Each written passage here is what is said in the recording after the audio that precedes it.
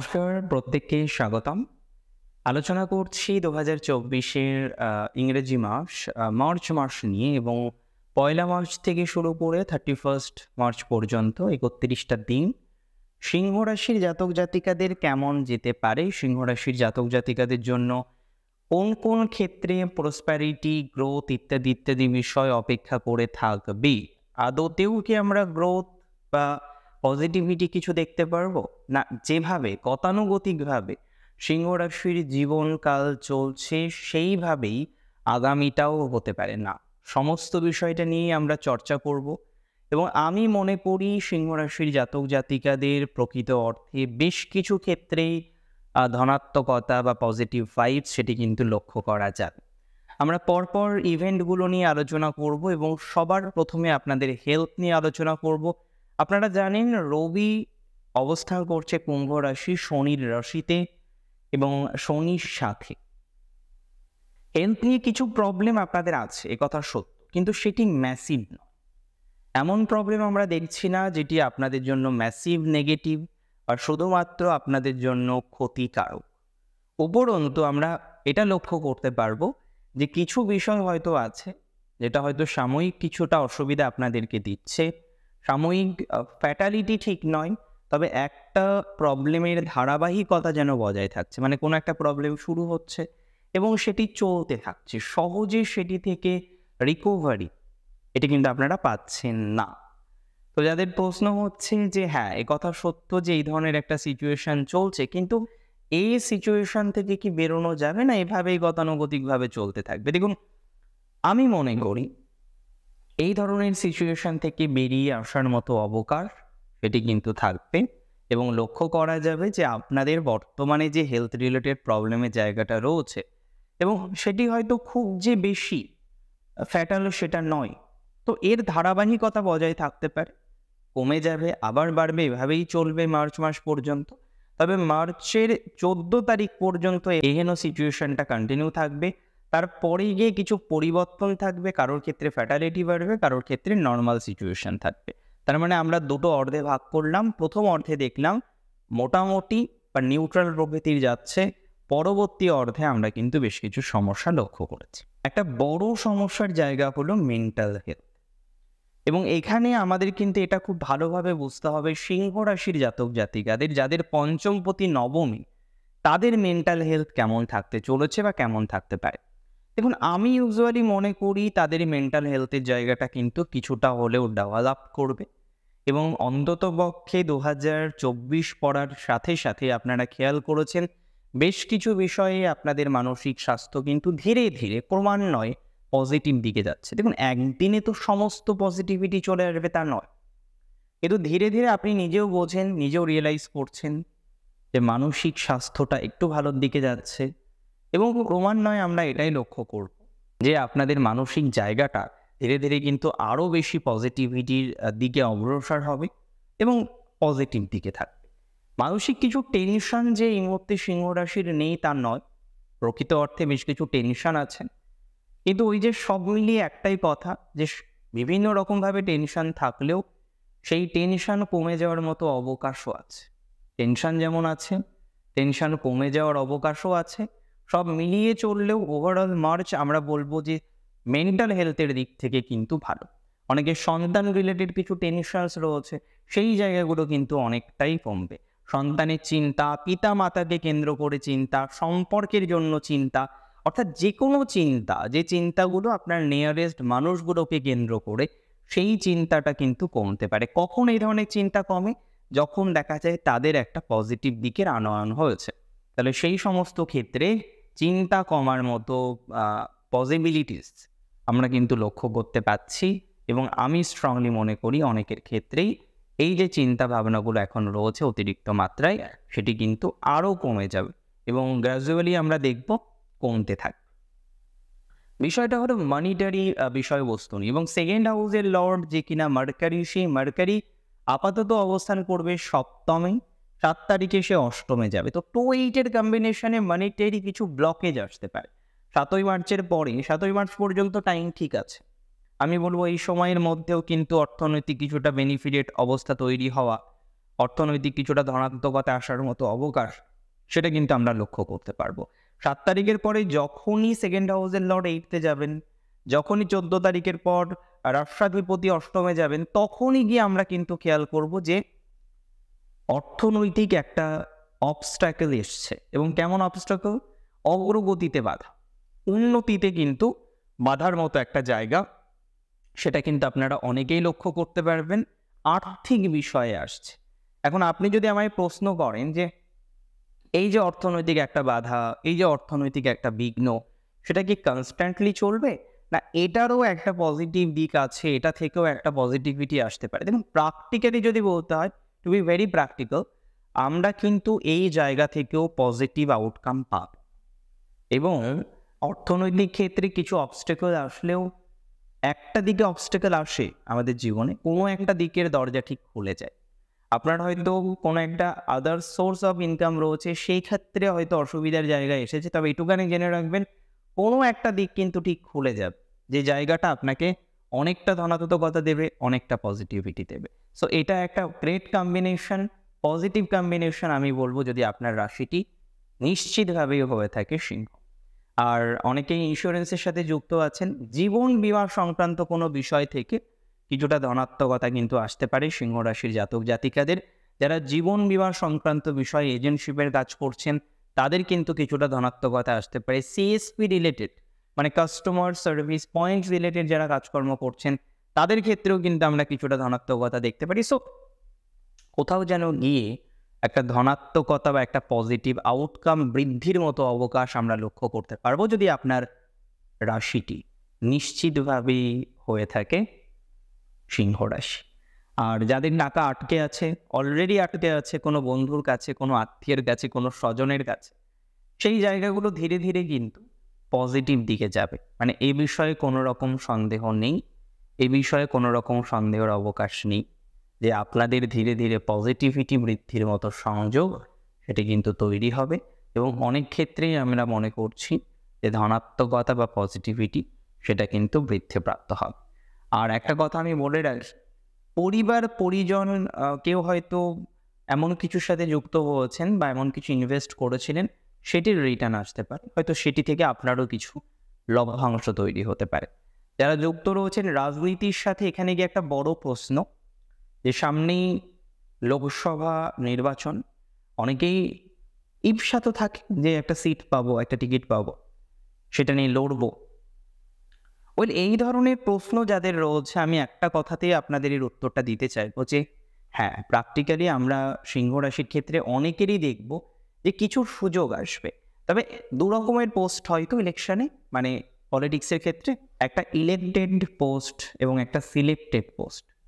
তো সিলেক্টেড পোস্টের ক্ষেত্রে পজিটিভিটি বাড়বে, ইলেক্টেড পোস্টের ক্ষেত্রে মধ্যম প্রকৃতির ফলপ্রাপ্তির সম্ভাবনা থাকছে, যদি আপনার রাশিটি হয়ে থাকে নিশ্চিতভাবেই সিংহ রাশি। সিংহ রাশির ভাইয়ের সাথে সম্পর্ক বা দাদার সাথে সম্পর্কের এই জায়গাটাকে নিয়ে যদি আমরা চর্চা করি, ওভারঅল আমি মনে করি কিন্তু আপনাদের এই জায়গাটা ভালো। মার্চ মাসেও আমরা সম্পর্কের জায়গাতে ধনাত্মকতা পাবো। ইভেন যোগাযোগ, কমিউনিকেশন, এগুলো আরও বৃদ্ধিপ্রাপ্ত হওয়ার মতো অবকাশ রয়েছে। অনেকেরই হয়তো যোগাযোগ রিলেটেড কিছু সমস্যা আছে বর্তমানে, যে যোগাযোগ কন্টিনিউশন হচ্ছে না, নানা রকমের প্রবলেম চলে আসছে। তো আপনার এখানে গিয়ে একটা কোশ্চেন যে এইগুলো কবে ঠিক হতে পারে, আদৌতেও ঠিক হবে কি না, যদি ঠিক হয় সেটি কবে হবে? দেখুন, আমি বলছি 2024 মার্চ মাসে একটা পজিটিভিটির জায়গা কিন্তু আমরা লক্ষ্য করতে পারবো। অনেক ক্ষেত্রেই দেখব যে গ্রোথ বা অপরচুনিটি বা সুযোগগুলো বৃদ্ধিপ্রাপ্ত হচ্ছে, এবং এটি প্রকৃত অর্থেই একটা ধনাত্মক ভাইবস ক্রিয়েট করবে। প্রশ্নটা হলো, ডেভেলপমেন্ট আমরা কতটা এক্সপেক্ট করতে পারবো জমি, বাড়ি, গৃহ, ভূসম্পত্তি এবং যানবাহনকে কেন্দ্র করে? জমি, ভূসম্পত্তি একই, গৃহ, বাড়ি অনেকটাই এক। আচ্ছা, এবার প্রশ্ন হলো, জমির সংযোগ নতুন কি আছে? চতুর্থপতি যেহেতু ষষ্ঠভাবে রয়েছেন, তার মানে পুরনো জমি, পুরনো বাড়ি, এগুলো ক্রয় করার ক্ষেত্রে ধনাত্মকতা থাকে। ষষ্ঠ সপ্তমের হার, কোনো এক জায়গায় কম্পিটিশন চলছে, একটাই জমি, দাবিদার 5 জন, আপনিও তার মধ্যে একজন দাবিদার, এগুলো কিন্তু হতে পারে। কোনো একটা ভেহিকেল আপনার কেনার ইচ্ছা হচ্ছে, হয়তো ওল্ড কিনতে চাইছেন, এই মুহূর্তে ওল্ড কেনার ভাইব্রেশনটা বেশি, তো সেক্ষেত্রে কিন্তু অপরচুনিটি থাকবে। আচ্ছা, আরেকটা কথা আমি বলে দিই, অর্থাৎ জমি বাড়ি বা বাহন এক্ষেত্রে একটা পজিটিভ ফিল আমরা পাবো, এবং ফ্ল্যাট রিলেটেড যাদের ইস্যুস রয়েছে তাদের ক্ষেত্রেও ধনাত্মকতা বাড়তে চলেছে। প্রশ্নটা এটা নয়, প্রশ্নটা হচ্ছে এনহান্সমেন্ট আদতেও আমরা করতে পারবো কিনা। কোন ক্ষেত্রে? যারা অ্যাডাল্ট রয়েছেন যে কোনো ধরনের অ্যাডমিনিস্ট্রেটিভ প্রবলেমে, মানে আপনি চাকরি করতেন, আপনার অ্যাডমিনিস্ট্রেশন আপনার উপরে কোনো স্টেপ নিয়েছে, আপনি ব্যবসা করতেন, আপনার যে অথরিটি আছে বা ব্যবসায়িক সমিতি আছে তারা আপনার উপর একটা স্টেপ নিয়েছে, এবং এর ফলে আপনি জাস্ট বসে গেছেন, স্টপ হয়ে গেছেন। বা আপনি সেলফ প্রফেশন করতেন, কোনো একটা প্রবলেমের জন্য আপনার চ্যানেল, আপনার নেটওয়ার্ক সেটা বসে গেছে। এই ধরনের ক্ষেত্রে গ্রোথ বা সুযোগ সুবিধা অনেকাংশে বৃদ্ধিপ্রাপ্ত হবে বলে আমার মনে হয়। এ বিষয়ে কোনো রকম সন্দেহ নেই, আমি অ্যাটলিস্ট কোনো রকম সন্দেহের অবকাশ রাখছি। আই স্ট্রংলি বিলিভ যে এই ধরনের বিষয়বস্তুকে কেন্দ্র করে অনেক বেশি ধনাত্মকতা আপনারা এক্সপেক্ট করতে পারেন। টু বি ভেরি প্র্যাকটিক্যাল, এই ধরনের ক্ষেত্রে একটা ধনাত্মকতার জায়গা আসতে চলেছে এবং আসবে। সেটি আপনাদের জন্য শুভ ফলদায়ক হবে, আপনাদের শুভ ফলাফল প্রদান করবে।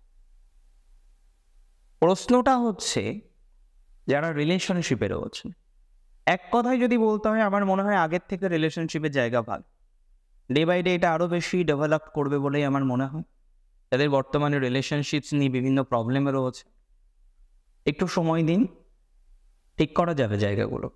আস্তে আস্তে কিন্তু এই জায়গাটাকে অনেকটা পজিটিভ দিকে নিয়ে যাওয়ার মতো অবকাশ তৈরি করা যাচ্ছে। তবে যাদের রিলেশনশিপ ভেঙে গেছে বলে অত্যাধিক মন খারাপ এবং কয়েক মাস ধরে আপনার কিছুতেই কিছু ভালো লাগছে না, হ্যাঁ, প্র্যাকটিক্যালি দেখা যায় যার সাথে সম্পর্ক থাকে না, সে চলে যাওয়ার পর যতই তার থেকে অনেক ভালো মানুষ আসুক, মন কিন্তু লাগতে চায় না। তো এটা তো ডেফিনেটলি একটা রিলেটিভ থিংস। তবে আমি মনে করি কম্পারেটিভলি সিংহের বর্তমান সম্পর্কের জায়গাটা আগের থেকে ভালো। আপনারাও হয়তো আমার সাথে অনেকে অ্যাগ্রি করবেন।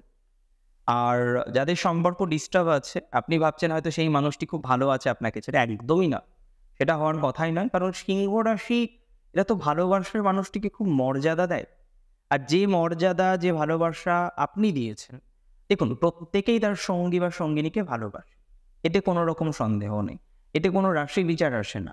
ডেফিনেটলি আছে তখনই যখন সেই বিষয়টাকে আমরা আরও ফাইন করতে চাই, মানে আরও বেশি নিখুঁত প্রেডিকশানে যেতে চাই। তো সিংহের ভালোবাসার মধ্যে ডেফিনেটলি মর্যাদা থাকবে।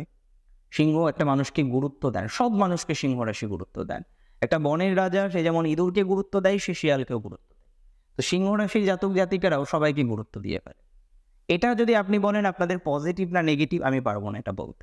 এটা এটুকু বলতে পারি, আপনি হয়তো ভাবছেন যে আপনিই গুরুত্ব দিলেন, সে দিত না। না, সিংহের এতটা রং চয়েস সাধারণত হয় না।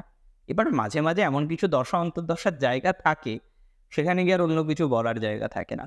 What ever, I strongly believe যে এই ধরনের ম্যাটার থেকে কিছুটা পজিটিভিটি আউটকাম আসার মতো অবকাশের জায়গা থাকছে সিংহ রাশির জাতক জাতিকাদের। কর্মজীবন নিয়ে যদি আমরা একটু আলোচনা করি ডিটেলস, দুটো বিষয় আমি বাদ রাখলাম, একটা এডুকেশন, সেকেন্ড সন্তান, আর শেষে আমি বিবাহ নিয়ে আলোচনা করব।